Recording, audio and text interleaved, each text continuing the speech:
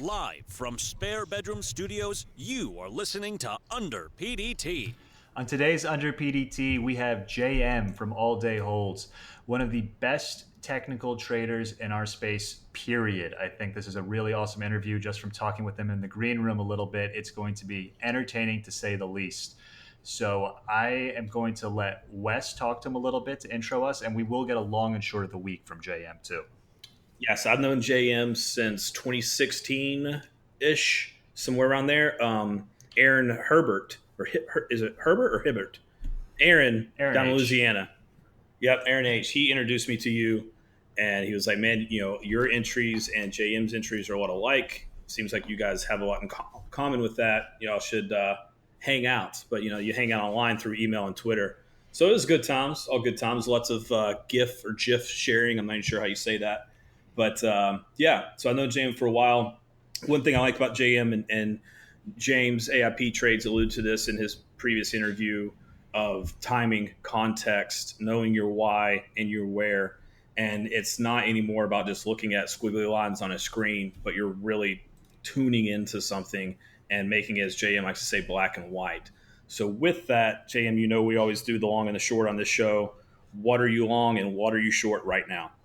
All right, so my long is Shin Lim, America's Got Talent magician. That guy's amazing. For me, at least, I thought it was amazing. If anyone else already knows his tricks, then I'm the odd guy in this room right now. But that's my long. And my short, I swear to God, every time I pull up behind an Uber driver, once I get into the blind spot, they start to make some abrupt lane change. And for me, I'm one of those guys that honks my horn about 1 to 2 times a day. I will honk for someone else if I see something idiotic going on. But yeah, my short is blind spots from Uber drivers. So yeah. I bet Wes and I can't stand it. Sorry, guys. Yeah, rant already. I like that you had a short you were passionate about. I think Wes and I are going to start noticing that now. We're going to comment on it. And once you see that Uber sticker. Is it Shin Lim? Is that the right name? Yes. Okay. If you're one of our 7 listeners, Shin Lim, yeah, JM's long. Hey, magic is the work of the devil. I was raised in the Bible Belt. I know better. It's the work of the devil. I stand by that. In a very sarcastic tone. However, when Uber IPOs, will you short them out of haste on the day that you get cut off by a driver? You will ignore every technical indicator you know, and you will short them out of haste. It's basically going to be like the Snap IPO, yes. Okay. What if it's above VWAP, man? We'll get into that later, right? No, it's coming right now. You know why? You got to be borderline retarded. I feel like that new soundboard. Are you a VWAP atheist? All right. So with VWAP, I for one never really got into it, or at least even cared about it up until when I came on Twitter, and I noticed a lot of people talking about it. And then eventually it turned into the definition of the front side and back side. So coming from a place of just pure technicals with patterns, with understanding bias triggers, you start to understand how stocks really operate, how they move from a technical standpoint. And so coming from that standpoint and then throwing in the definition of VWAP, if you're over it, is the front side, and if you're under it, is the back side. It is completely false. It's like living in a world where 1 + 1 = 2, and if you say VWAP front side is over it and under it is the back side, it's like saying 1 + 1 = 5. It's not valid. So if it works, if you have a different way of using it and you don't consider the entire move the front side or back side via where it is in relation to the VWAP, then use it. You know, there's so many different ways to skin the cat, do whatever works, but it's the false information that's put out to public to where it's like, that's not valid. Therefore, it's hard to accept it. So for me, not an atheist, just with that definition of it, it is completely false. Yeah.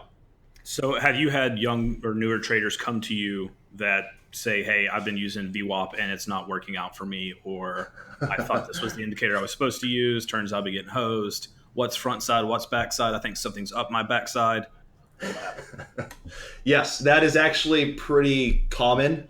I've definitely gotten a lot of traders that have come from a certain style of trading, and they've implemented it, or at least they've been told to implement the VWAP, and then all of a sudden it's like, oh shit, this is how stocks move, and the VWAP has nothing to do with it. And it's like they start to see how what they've been quote unquote taught doesn't actually equate to a profitable edge in the market. Yeah. So yes, that is common. I could only imagine some of the Twitter reactions right now as people listen to this. This might actually be the type of incendiary commentary we actually need people to get listening. Like, oh, I fucking hate those guys. I can't believe he swore off the VWAP. That actually segues into the next question. For the record, I mean, I don't want to just agree with everything you say. We can be contentious on the show, but I couldn't possibly agree with you more. But what is the biggest thing you see that's holding traders back? In the beginning of trading, when you are an amateur or like some... Okay, you know what? Does it change for an amateur versus a veteran? Yeah, okay, yeah. For me, the main thing really just boils down to, do you have an edge? Do you have a profitable edge that can be reoccurring? But also, when I say reoccurring, can it be replicated via an approach that you are able to understand why that specific stock on that specific day equates to that profitable edge? And so what I mean by that is there's no unknown. So when you go into a day and you see these stocks, they're in play, but what is it about these stocks that make you know that I can't take today off? I can't forego this day because this stock is fitting the mold, is fitting every single parameter that this profitable edge is about. And so if you don't have a profitable edge, there's always going to be that unknown. So for me, it all boils down to defining what it is that makes you profitable. And if you don't have something, anything else, mindset, whatever you do outside of the market, none of it is going to eventually help you unless you have something that actually works. That's a very good message, because so many people say, I want this so badly. I want it so badly. And that's not what the game is. Like, you can be 120 pounds if you want to bench press 400 pounds so badly. It doesn't matter. You need muscle mass to be able to do that. If you want to trade well, you need an edge, and you need the discipline to consistently execute the edge, and you need an edge that actually takes place, that isn't like once a year. Yes. Now, let me ask you this. What's the difference? You interact with a lot of traders. I choose not to interact with traders because they make me insane, unless it's Wes or a guest on the show. Yeah, I think I almost made him insane today. How many people have a discipline issue, but they really know an edge, versus how many people just legit don't know an edge? For me, it's definitely not knowing the edge. Okay. Because here's the thing. When people talk about all of the outside external factors of being a better trader, and if you do all of this outside stuff, somehow it will result into you knowing exactly when to time your stock, exactly what stocks to trade. When you think about it from a formula-based perspective, if you understand how an algebraic equation works and you have a math test on Friday, if you understand how that formula works, you can take the test on Friday and know what to do. You don't have to do all this other mind thinking analysis on how to better yourself, how to not skip leg day in the gym. Like it's random shit that people talk about but never actually address the issue. If you know what works, if you know how math works, you know how to solve the equation, that's the answer to trading. You need a profitable edge. And the only way to do that is by defining every part of those A+ trades. But the only issue is, as you're younger, you don't know what you don't know. And this is a big thing that I've noticed over time, especially since coming on Twitter and actually teaching a lot more people at once, is just because you have a chart in front of you, I'm going to see that very differently than someone new. Someone else is going to see it very differently from me. So if you have not been around long enough to see every aspect of an actual trade, what's the percentage up? Is it day one? What's the range? Dollar amount? What's the range from the open dollar amount? Percentage amount? What is the actual catalyst behind it? Is this a breakout? Is it into levels? There's so many factors, or not factors, but think of it as filters or parameters that go into defining an overall context. But if you don't even think about those other parameters, how are you even going to know to analyze them? You don't until you end up eventually growing as a trader and seeing things over and over. And eventually our minds over time start to notice different parts of a trade that we didn't think of maybe 2 months before, maybe even last year, didn't even think about it. And eventually now it's like, oh shit, I never even thought about, if I think of that filter in this scenario, what if I apply this to every other backtesting scenario that I have of this exact context? And that's how you start to grow and define what exactly you do. Now, does that mean I can't watch Tony Robbins for 7 hours on Sunday and be profitable on Monday? If Tony Robbins tells you exactly how to time the backside, you better watch that seminar. I can tell you for a fact he doesn't, but I have I have a little bit more serious question then. Do you think that by nature, a lot of people who listen to us are going to be in the microcap space? Do you think that definable set of variables will be easier in different asset classes than the microcap space? For me, and what I have said since day one, is context and setup. But what people might think is, oh, okay, so it's context setup. I get that. So I'll just think of a context and all of a sudden it should work. Like for me, these contexts that I've built over time, they are back tested. They are defined, and they're not just some idea. They're an idea that's been put through the ringer over years and years, and seeing, holy shit, that was the best move today. That was the best move today. That was the best move today. And then I start to go through all the charts and realize the common factors in all of the best moves. So when you see my charts on Twitter or on YouTube, there's a reason I'm usually there on those in-play days that are the big moves of the day, because how I came to my style of trading was rewinding the clock from all of the best in-play trades on those given days. Where did they stem from, and what was their context? That actually leads. So hopefully that kind of helps a little bit. I don't know. No, yeah, that leads right into actually the next question, because you're talking about this, and I think you actually answered a little bit. We'll go back over it. What was your, say, aha moment, and when did everything come together, as you like to say, become black and white? Okay, so my aha moment, honestly, has been pretty much coming maybe like every 4 to 6 months since the inception of me starting to trade. And what I mean by this is, for me, how I teach is by trying to give a lot of analogies, because everyone's different in how they understand thought process.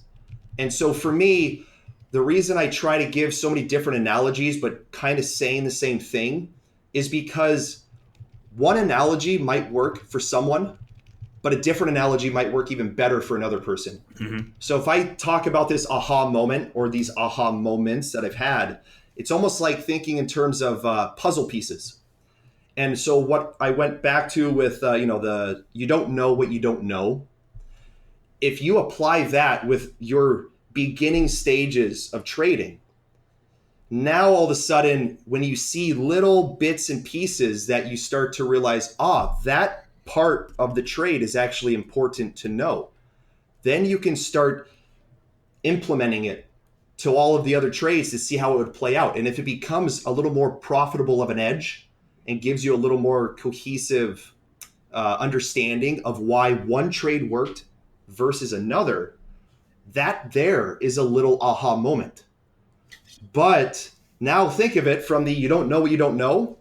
So as time goes on, there's another aha moment, because what you didn't know 4 months prior, you do now know, and it could revolutionize your trading that you didn't even know you could have done. Does that make sense? A little bit. Now, speaking of the back test, though, how did you put all that together? Was it just journaling? And obviously, I know you literally looked at enough charts and have enough charts saved to fill a damn museum. But Yeah. Small Cap Traders Museum, we'll get it together. Yeah, there you go. But how did you get together that back test? For me, my foundation has been charts. Luckily, the two mentors that I had kind of set me in the right area to kind of know where to look and how to kind of read charts, but it wasn't black and white to what I am doing today. Like my education back in the day is kind of like the same education. We'll get into that later. My education back then was this could work. This is how things operate, but never like a definitive, this is why this one works here. And this is why this same setup could fail in this other scenario. So for me, I wanted to be better than a 50-50 idea. Right. I wanted to be more black and white, and that's through, defining, but also defining through all of these charts that I saved. And so since my foundation was charting, it was just saving charts, seeing what the scenarios were, the daily context, what the news was, what type of trend they were in, and where did all of the best moves stem from. So for me, again, it was always rewinding the clocks, kind of like going back, starting a maze, but from the finish line. Okay. I like that. Yeah. So at your service, how do you think it differs from the other services that are out there? And why do you think traders that you've seen have more success from your instruction than other services they have tried? Because I see a lot of guys gravitate towards you. A lot of guys are coming out and they're showing their executions daily and saying, now I know when to press the button and now I know why not to. And I'm doing much better. Risk reward's better. Risk management's better. Yeah.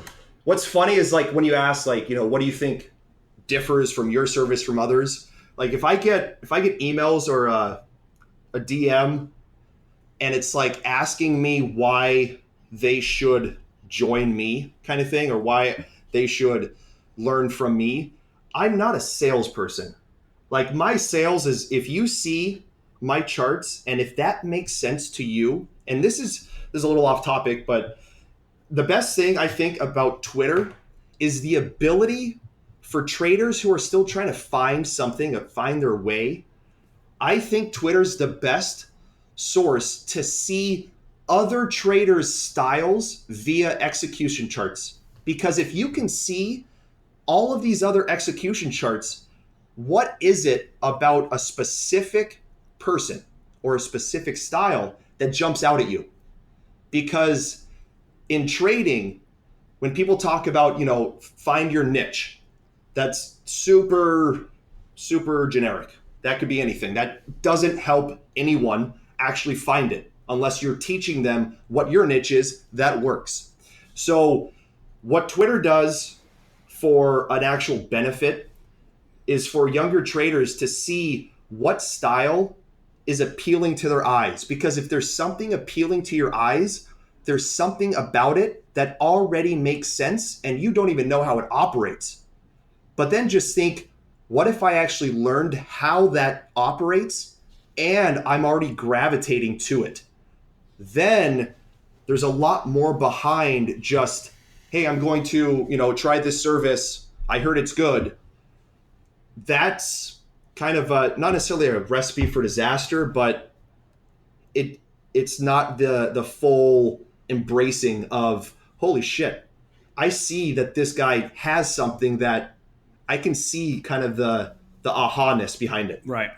And so now I want to learn about it because it already intrigues me, that style. And then you can get back into it. But I guess to go on to the actual question, for me, exactly, right? So for me, back in the day, the teaching, I always kind of associated it with dictionary.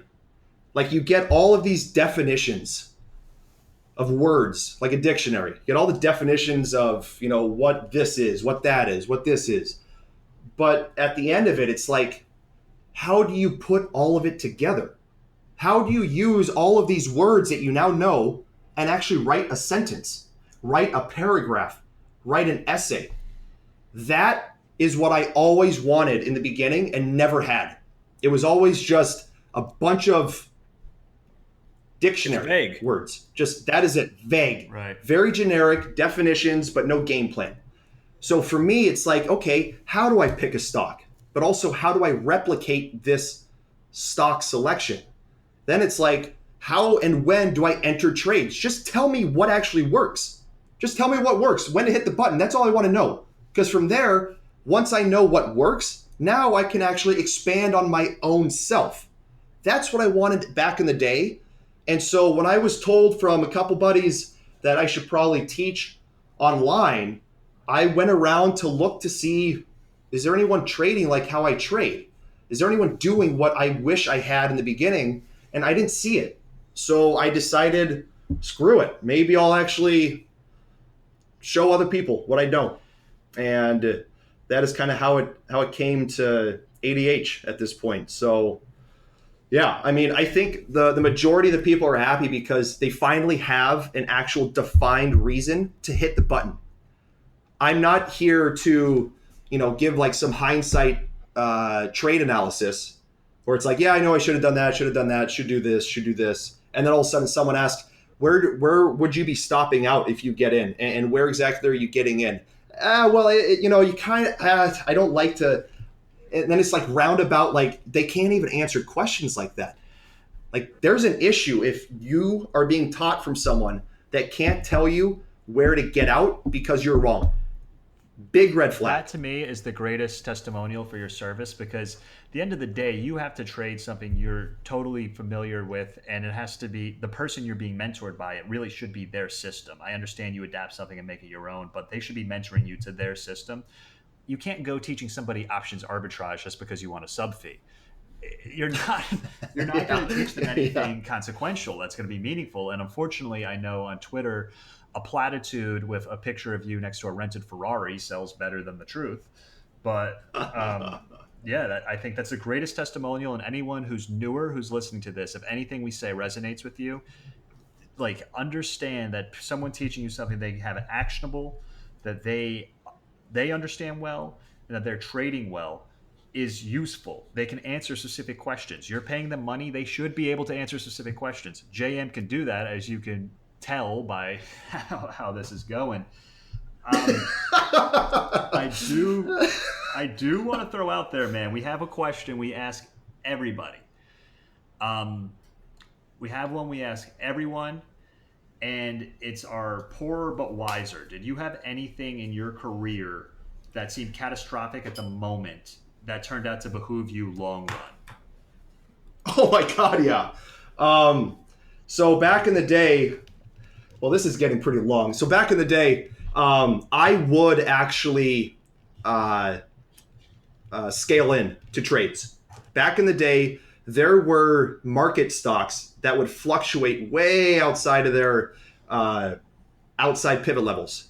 They would have to eventually come back. But what were the days that they didn't come back? Those were gut-wrenching.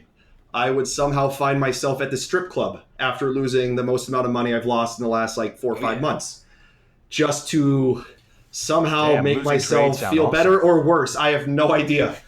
But that kind of pain of like, holy shit, this is killing me. If I actually think I want to do this full time, I can't feel like a complete outsider to society just because I had a bad trade. I can't have a blow up trade just because I was wrong. So stuff like that started really making me desire more to better myself than just to say, oh, the trade didn't work, but it was according to my plan, so therefore it's okay. Like, no, the market has a plan. If you don't know the market's plan, then you are literally guessing at that It's all point. meaningless at that point. Correct. Can you be more specific about a certain stock? And then, I mean, if you want to elaborate on the strip club story, that's cool too. Rambus, man. Rambus, okay. Holy shit. I'm going to try to find, hold on, I got it up right here. Perfect. I'll pull this up. Rambus on, where are we at? God, what day? It had to have been, 2000? Hey, real quick. Oh, okay. 2006 on 420. Goes from 45 down to 30. But I thought I was smart starting it at 40. Oof. Yeah. And then, of course, came all the way back. Reversion to the mean. I guess we'll maybe a quick little touch on that. Junk companies that go up too quick means they're extended. Good companies that go down too quick are extended. There's a reason why they reverse, technically. So just anyways, yeah. So when are you going to release the top tick, bottom tick DVD? Okay, that right there, when you focus on top ticking, that is exactly when you actually become the piker. It's always got a top tick, but he's the first one out. Not he as in someone specific, anyone. Why? Because you don't know if it's the top. Exactly. So when exactly that you do have some profit, you are just so gung-ho of, holy shit, what do I actually do with this now? You start to forget why you are even in it in the first place. So when you actually shift your focus from, I need to have the top, into why am I even watching this stock, that is when you start to grow. Sorry. No, I got mad. That's completely fine. We appreciate you interjecting that, and you are crushing Twitter traders' dreams right now because there's so many people who just live for the I think I just try to get the top, take a screenshot, put it on Twitter. A bunch of people follow me, and that's how I start becoming a millionaire. Right? Pina coladas. I was just told yesterday that people are now cropping their charts, just the good trade that they got on that day. Oh yeah. What the hell is that about? That's 2014 stuff right there. Where you been? Oh my god. Yeah, I feel like this has been going on for forever. But you don't know what you don't know. You don't, right? You don't. So, yeah. Now I know something different. I just had an aha moment about social media.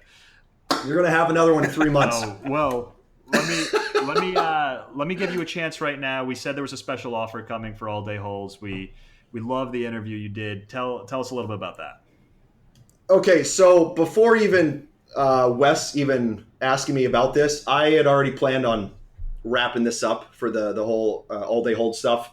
The last 15, and all of a sudden it was Piggy's trader. That was the last guy to actually take this.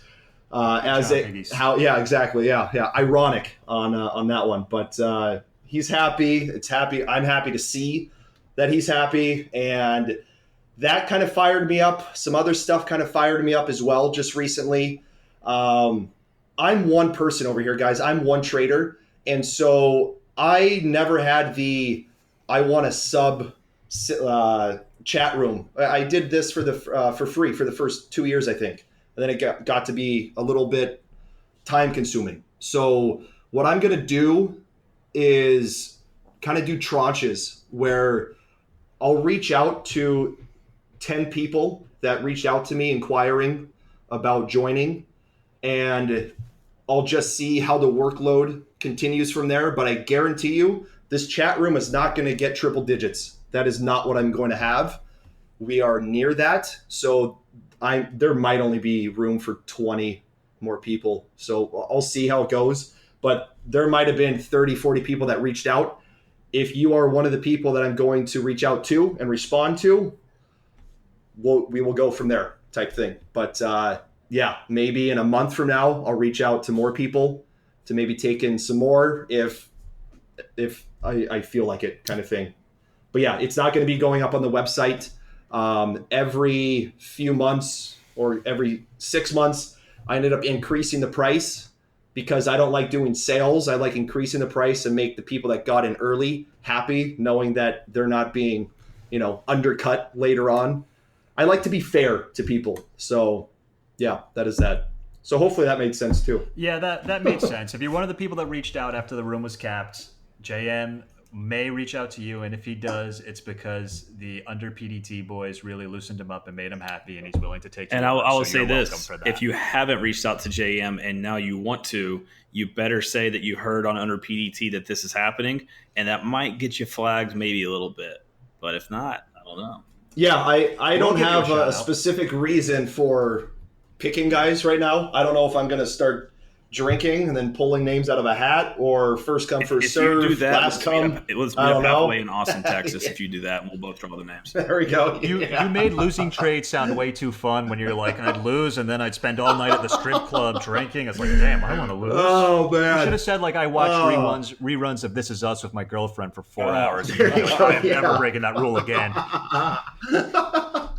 Exactly. All right, man. Well, we've carried on for forever. I mean, you were definitely entertaining. Wes and I have like a limit on our entertainment, so we're about capped out. But we really appreciate you coming on, man. You're a friend of the podcast from here forward. So congratulations or condolences, however you want to look at it. But you're forever associated with the Under PDT podcast.